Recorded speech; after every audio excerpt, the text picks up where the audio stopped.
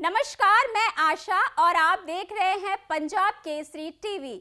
बिहार विधानसभा चुनाव पर पंजाब केसरी की खास कवरेज चल रही है। इस कवरेज में मैं आपको एक लोकसभा सीट के तहत आने वाले सभी विधानसभा सीटों के समीकरणों के बारे में विस्तार से ये जानकारी देने जा रही हूँ। इसी सिलसिले में आज पश्चिम चंपारण लोकसभा सीट के तहत आने वाले 6 विधानसभा क्षेत्र पर मैं विस्तार से चर्चा करूंगी। ये 6 सीट हैं बेतिया, नौतन, चनपटिया, रक्सौल, नरकटिया और सुगौली। रक्सौल, नरकटिया और सुगौली सीट पूर्वी चंपारण में है, जबकि बेतिया, नौतन, चनपटिया सीट पश्चिमी चंपारण में है। अब आपको बारी बारी से पश्चिमी चंपारण की 6 विधानसभा सीटों के बारे में मैं विस्तार से ये रिपोर्ट दिखाती हूँ। आइए सबसे पहले बेतिया विधानसभा सीट के समीकरण पर डालते हैं एक नजर। विधानसभा बेतिया बिहार के 243 विधानसभा सीटों में से एक बेतिया विधानसभा सीट है। पश्चिम चंपारण जिले में स्थित ये विधानसभा क्षेत्र पश्चिम चंपारण लोकसभा निर्वाचन क्षेत्र के अंतर्गत आता है। बता दें कि इससे पहले ये सीट बेतिया लोकसभा क्षेत्र के अंतर्गत आती थी। ये सीट तो 1951 से ही अस्तित्व में है, लेकिन समय समय पर परिसीमन के बाद इसकी सीमाएं परिवर्तित होती रही हैं। 1951 में इस सीट पर पहली बार चुनाव हुए और कांग्रेस के प्रजापति मिश्रा विधायक चुने गए। हालांकि साल भर बाद ही 1952 में इस सीट पर उपचुनाव हुए और कांग्रेस की ही केतकी देवी विधायक चुनी गई।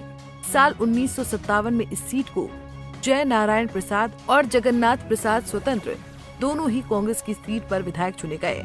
आपको बता दें कि 1957 के चुनाव में कुछ सीटों पर 2 विधायक चुने गए थे। साल 1957 में इस सीट से जय नारायण प्रसाद और जगन्नाथ प्रसाद स्वतंत्र दोनों ही कांग्रेस की टिकट पर विधायक चुने गए। आपको बता दें कि 1957 के चुनाव में कुछ सीटों पर 2 विधायक चुने गए थे। 1962 में भी कांग्रेस के जय नारायण प्रसाद एक बार फिर से विधायक चुने गए। 1967 में निर्दलीय HP शाही विधायक बने। 1969, 1972 और 1977 में इस सीट पर कांग्रेस का कब्जा रहा। 1969 में गौरी शंकर पांडे, 1972 में कृष्ण मोहन पांडे और 1977 में फिर से गौरी शंकर पांडे विधायक चुने गए। इसके बाद 1980 में गौरी शंकर पांडे एक बार फिर से विधायक चुने गए। 1985 में भी गौरी शंकर पांडे ही विधायक चुने गए और 1990 में ये सीट बीजेपी उम्मीदवार मदन प्रसाद जायसवाल को मिली और वो विधायक चुने गए। 1995 में ये सीट बीजेपी के हाथ से निकल गई और जनता दल के बीरबल यादव विधायक बने। इसके बाद 2000, 2005 और 2010 में इस सीट पर लगातार 4 बार बीजेपी की रेणु देवी विधायक चुनी गयी। 2015 में इस सीट पर मदन मोहन तिवारी विधायक चुने गए। 2020 में बीजेपी उम्मीदवार के तौर पर रेणु देवी ने मदन मोहन तिवारी को मात दे दी थी। वहीं 2020 के विधानसभा चुनाव में बेतिया सीट पर बीजेपी उम्मीदवार रेणु देवी 84,496 वोट लाकर पहले स्थान पर रही थी। रेणु देवी ने कांग्रेस उम्मीदवार मदन मोहन तिवारी को हराकर जीत का परचम लहराया था। तिवारी को 66,417 वोट मिले थे। वहीं 2017 वोट लाकर वो तीसरे स्थान पर रहे थे। वहीं 2017 लोगों ने नोटा को वोट दिया था। वहीं 2015 के विधानसभा चुनाव में इस सीट पर कांग्रेस के मदन मोहन तिवारी ने जीत हासिल की थी। तिवारी ने रेणु देवी को 2320 वोटों से हराया। मदन मोहन तिवारी को कुल 66,786 वोट मिले थे, जबकि दूसरे नंबर पर रही रेणु देवी को कुल 64,466 वोट मिले थे। तो वहीं तीसरे स्थान पर रहे निर्दलीय समीर हसन को मात्र 2,851 वोट मिले थे। वहीं 2010 में हुए विधानसभा चुनाव में बीजेपी उम्मीदवार रेणु देवी ने निर्दलीय अनिल कुमार झा को 28,789 वोटों से हराया। रेणु देवी को कुल 42,010 वोट मिले, जबकि दूसरे नंबर पर रहे अनिल कुमार झा को कुल 13,221 वोट मिले थे। तो वहीं तीसरे स्थान पर रहे कांग्रेस के मदन मोहन तिवारी को कुल 12,499 वोट मिले थे। रेणु देवी इधर से विवादों के साए में रही हैं, लेकिन ये तो तय है कि बेतिया सीट से इस बार भी रेणु देवी ही चुनाव लड़ेंगी। ऐसे में महागठबंधन उम्मीदवार के लिए इस बार बेतिया से पटना पहुंचना आसान नहीं होगा। Bureau report, Punjab Kesari TV. Bettiah के बाद नौतन विधानसभा सीट पर देखिए ये रिपोर्ट। विधानसभा नौतन बिहार की 243 विधानसभा सीटों में से एक नौतन विधानसभा सीट है। पश्चिम चंपारण जिले में स्थित ये विधानसभा पश्चिम चंपारण लोकसभा निर्वाचन क्षेत्र के तहत आता है। बता दें कि ये सीट 1967 से ही अस्तित्व में है, लेकिन समय समय पर परिसीमन के बाद इसकी सीमाएं परिवर्तित होती रही हैं। 1967 में इस सीट पर पहली बार चुनाव हुए और कांग्रेस उम्मीदवार केदार पांडे विधायक चुने गए थे। इसके बाद 1969, 1972 और 1977 में भी भारतीय राष्ट्रीय कांग्रेस की सीट पर केदार पांडे ही विधायक चुने गए। 1980 में कमला पांडे कांग्रेस की टिकट पर विधायक चुनी गयीं। 1985 में भी कमला पांडे ही विधायक बनी। 1990 में इस सीट से कम्युनिस्ट पार्टी ऑफ इंडिया के रामाकांत द्विवेदी विधायक बने। इसके बाद 2000 में समता पार्टी के बैद्यनाथ प्रसाद महतो यहां से विधायक चुने गए थे। फरवरी 2005 और नवंबर 2005 में 2 बार लगातार बैद्यनाथ प्रसाद महतो जनता दल यूनाइटेड की टिकट पर चुनाव जीते। 2009 में हुए उपचुनाव में बहुजन समाज पार्टी के नारायण प्रसाद विधायक चुने गए। 2010 में ये सीट एक बार फिर से जनता दल यूनाइटेड के पास गई और मनोरमा प्रसाद विधायक चुनी गई। 2015 और 2020 में ये सीट भारतीय जनता पार्टी के खाते में गई और नारायण प्रसाद विधायक चुने गए। 2020 के चुनाव में नौतन सीट पर बीजेपी उम्मीदवार नारायण प्रसाद ने जीत हासिल की थी। नारायण प्रसाद को कुल 78,657 वोट मिले थे। वहीं कांग्रेस उम्मीदवार शेख मोहम्मद कामरान 52,761 वोट लाकर दूसरे स्थान पर रहे थे, तो निर्दलीय उम्मीदवार मनोरमा प्रसाद 15,421 वोटों के साथ तीसरे स्थान पर रही थी। 2015 के चुनाव में इस सीट पर बीजेपी उम्मीदवार नारायण प्रसाद ने जेडीयू के बैद्यनाथ प्रसाद महतो को 14,335 वोटों से हराया। नारायण प्रसाद को कुल 66,697 वोट मिले थे, जबकि दूसरे नंबर पर रहे बैद्यनाथ प्रसाद महतो को कुल 52,362 वोट मिले थे। तो वहीं तीसरे स्थान पर रहे निर्दलीय राजकुमार प्रसाद को कुल 4,287 वोट मिले थे। वहीं 2010 में हुए विधानसभा चुनाव के परिणामों पर नजर डालें तो जेडीयू उम्मीदवार मनोरमा प्रसाद ने लोक जनशक्ति पार्टी के नारायण प्रसाद को 22,764 वोटों से हराया और विधायक चुनी गयी। मनोरमा प्रसाद को कुल 40,894 वोट मिले थे, जबकि दूसरे नंबर पर रहे नारायण प्रसाद को कुल 18,130 वोट मिले थे। तो वहीं तीसरे स्थान पर रहे कम्युनिस्ट पार्टी ऑफ इंडिया के गल्लू चौधरी को कुल 15,764 वोट मिले थे। नौतन सीट इस बार भी बीजेपी के खाते में जा सकती है। ऐसी स्थिति में नारायण प्रसाद को फिर से चुनाव लड़ने को मिल सकता है। इसलिए ये देखना अहम होगा कि क्या नारायण प्रसाद जीत की हैट्रिक लगा पाएंगे या नहीं। अब चनपटिया विधानसभा सीट के गुणागणित पर डालते हैं एक नजर। विधानसभा चनपटिया बिहार की 243 विधानसभा सीटों में एक चनपटिया विधानसभा सीट है। पश्चिम चंपारण जिले में स्थित ये विधानसभा पश्चिम चंपारण लोकसभा निर्वाचन क्षेत्र के अंतर्गत आता है। बता दें कि ये सीट तो 1957 से ही अस्तित्व में है, लेकिन समय समय पर परिसीमन के बाद इसकी सीमाएं परिवर्तित होती रही हैं। 1957 में इस सीट पर पहली बार चुनाव हुए और कांग्रेस की केतकी देवी विधायक चुनी गयी। इसके बाद 1962 और 1967 में भारतीय राष्ट्रीय कांग्रेस के ही टिकट पर प्रमोद कुमार मिश्रा विधायक चुने गए। 1969 में संयुक्त सोशलिस्ट पार्टी के टिकट पर वीर सिंह चुनाव जीते। 1972 में ये सीट एक बार फिर से कांग्रेस के खाते में गई और उमेश प्रसाद सिंह विधायक चुने गए। 1977 में वीर सिंह एक बार फिर से विधायक चुने गए। इसके बाद 1980 और 1985 में 2 बार लगातार Birbal Sharma communist party of India के टिकट पर चुनाव जीते। 1990 में ये सीट फिर से जनता पार्टी के पास चली गई और कृष्ण कुमार मिश्रा विधायक बने। 1995 में सीपीआई ने फिर से कब्जा जमाया और बीरबल सिंह एक बार फिर से विधायक चुने गए। 2000 में पहली बार इस सीट पर भारतीय जनता पार्टी ने चुनाव जीता और इसके बाद से लगातार ये सीट बीजेपी के पास ही रही है। 2000 में कृष्ण कुमार मिश्रा, 2005 के फरवरी में और नवंबर में सतीश चंद्र दुबे, 2010 में चंद्र मोहन राय और 2015 में प्रकाश राय विधायक चुने गए। वहीं 2020 के चुनाव में चनपटिया सीट पर बीजेपी उम्मीदवार उमाकांत सिंह ने जीत हासिल की थी। उमाकांत सिंह 83,828 वोट लाकर पहले स्थान पर रहे थे। वहीं कांग्रेस कैंडिडेट अभिषेक रंजन 17,359 वोट लाकर दूसरे स्थान पर रहे थे, तो निर्दलीय उम्मीदवार तिरुपति कुमार तिवारी 9,239 वोट लाकर तीसरे स्थान पर रहे थे। वहीं 2015 के विधानसभा चुनाव में इस सीट पर बीजेपी उम्मीदवार प्रकाश राय ने जीत हासिल की थी। प्रकाश राय ने जेडीयू के उम्मीदवार NN शाही को 464 वोटों से हराया और विधायक चुने गए। प्रकाश राय को कुल 61,304 वोट मिले थे, जबकि दूसरे नंबर पर रहे NN शाही को कुल 60,840 वोट मिले थे। तो वहीं तीसरे स्थान पर रहे CPI के उम्मीदवार ओम शांति क्रांति को कुल 10,136 वोट मिले थे। वहीं 2010 में हुए विधानसभा चुनाव के परिणामों पर नजर डालें तो बीजेपी उम्मीदवार चंद्रमोहन राय ने बसपा के एजाज हुसैन को 23,412 वोटों से हराया और विधायक चुने गए। चंद्रमोहन राय को कुल 44,835 वोट मिले थे, जबकि दूसरे नंबर पर रहे एजाज हुसैन को कुल 21,423 वोट मिले थे। तो वहीं तीसरे स्थान पर रहे कांग्रेस के त्रिभुवन प्रसाद शर्मा को कुल 9,131 वोट मिले थे।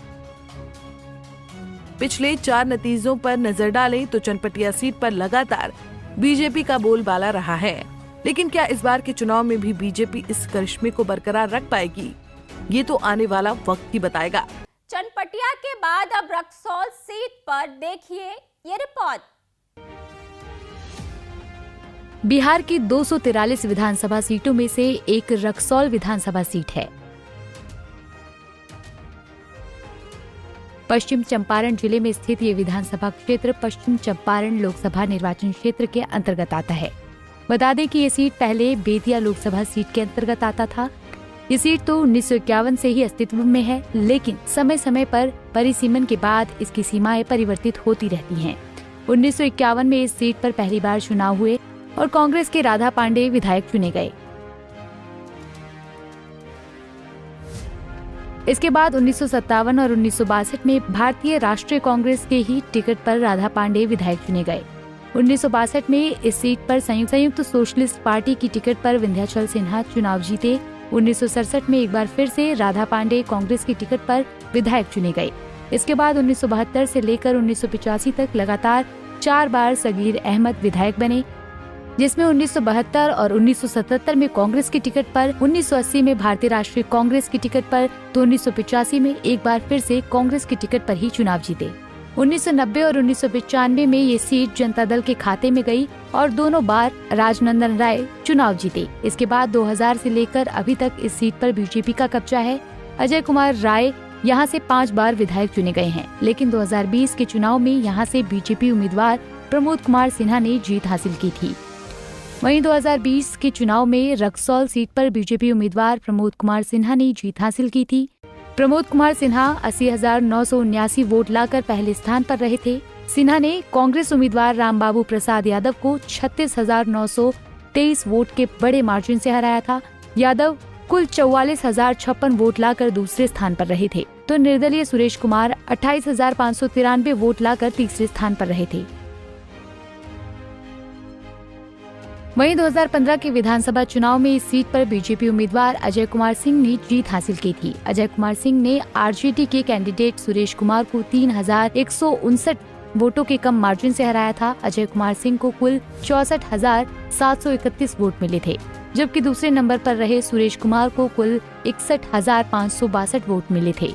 तो वहीं तीसरे स्थान पर रहे निर्दलीय श्याम बिहारी प्रसाद को कुल 21,697 वोट मिले थे। वहीं 2010 में हुए विधानसभा चुनाव में रक्सौल सीट पर बीजेपी कैंडिडेट अजय कुमार सिंह ने जीत का परचम लहराया था। अजय कुमार सिंह ने लोजपा के राजनंदन राय को 10,117 वोटों से हराया और विधायक चुने गए।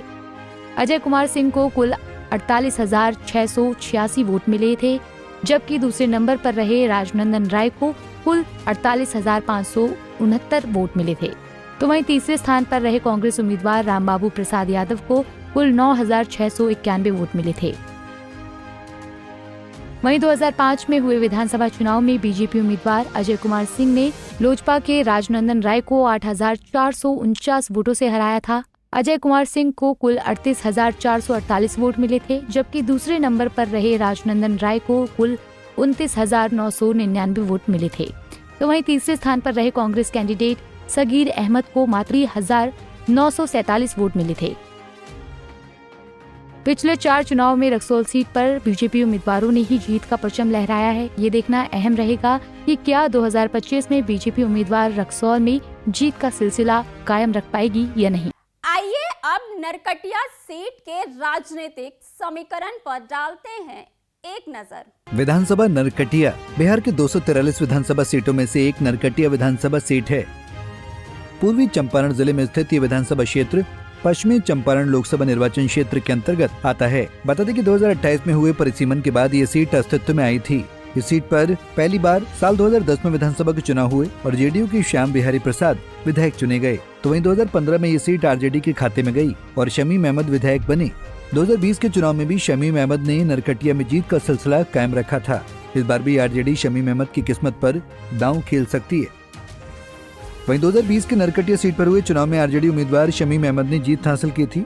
शमीम अहमद 85,562 वोट लाकर पहले स्थान पर रहे थे। वहीं JDU candidate Shyam Bihari Prasad 57,571 vote लाकर दूसरे स्थान पर रहे थे। तो एलजेपी उम्मीदवार सोनू कुमार 20,494 वोट लाकर तीसरे स्थान पर रहे थे। वहीं 2015 के विधानसभा चुनाव में सीट पर आरजेडी कैंडिडेट शमीम अहमद ने जीत हासिल की थी। शमीम अहमद ने बीएलएससी के संत सिंह कुशवाहा को 19,832 वोटों से हराया था। शमीम अहमद को कुल 75,118 वोट मिले थे। 75,118 वोट मिले थे, जबकि दूसरे नंबर पर रहे संत सिंह कुशवाहा को कुल 55,136 वोट मिले थे। तो वहीं तीसरे स्थान पर रहे निर्दलीय सोनू कुमार को कुल 12,890 वोट मिले थे। वहीं 2010 में हुए विधानसभा चुनाव में नरकटिया सीट पर जेडीयू के श्याम बिहारी प्रसाद ने जीत का परचम लहराया था। श्याम बिहारी प्रसाद ने लोक जनशक्ति पार्टी के यास्मीन साबिर अली को 7,688 वोटों से हराया। श्याम बिहारी प्रसाद को कुल 31,549 वोट मिले थे, जबकि दूसरे नंबर पर रहे यास्मीन साबिर अली को कुल 23,861 वोट मिले थे। तो वहीं तीसरे स्थान पर रहे निर्दलीय शमीम अहमद को कुल 14,217 वोट मिले थे। नरकटिया सीट के नतीजों को तय करने में सबसे बड़ी भूमिका मुस्लिम मतदाताओं की है। इसके बाद यादव, पासवान, वैश्य, चनऊ और रविदास जाति के मतदाताओं की संख्या अच्छी खासी है। यहाँ अति पिछड़ा और सवर्ण वोटर भी मायने रखते हैं। माय समीकरण की वजह से नरकटिया सीट पर आरजेडी विधायक शमीम की स्थिति काफी मजबूत लग रही है। अब बात करते हैं नरकटिया विधानसभा के मुद्दों पर। हर साल आने वाली बाढ़ से नरकटिया के लोग भारी नुकसान उठाते हैं, इसलिए बाढ़ कटाव से बचाव के लिए लोग चंपारण तटबंध को मजबूत बनाने की मांग करते हैं।